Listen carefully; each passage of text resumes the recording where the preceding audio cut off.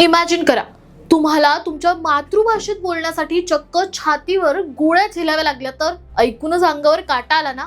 पण हा केवळ विचार नाही, तर हा रक्तरंजित इतिहास आहे. नक्की काय झालं होतं?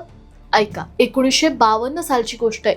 तेव्हाच्या पूर्व पाकिस्तानात, जो आत्ताचा बांगलादेश आहे, त्यावेळी पाकिस्तान सरकारने फरमान काढलं की ज्याप्रमाणे पश्चिम पाकिस्तानात उर्दू बोललं जातं, त्याचप्रमाणे पूर्व पाकिस्तानातही फक्त उर्दू हीच अधिकृत भाषा असेल. पण तिथले लोक म्हणाले, आम्ही बंगाली आहोत, आम्ही बंगालीच बोलणार. 21 फेब्रुवारी 1952 रोजी ढाका विद्यापीठाचे तरुण विद्यार्थी रस्त्यावर उतरले.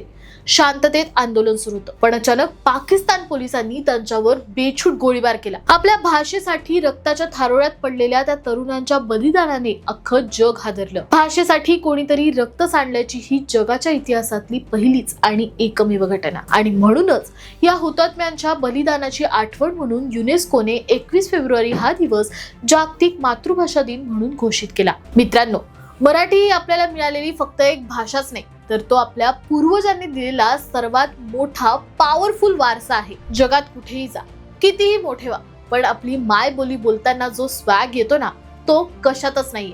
त्यामुळे लाजू नका, तर अभिमानाने सांगा की मी मराठी आहे. तुमची मातृभाषा कोणती आहे? कमेंट्स करून नक्की सांगा. आणि आपल्या भाषेचा अभिमान असेल तर हा व्हिडिओ नक्की शेअर करा. आणि अशाच अपडेटेड न्यूज साठी सबस्क्राईब करा जबरी खबरी.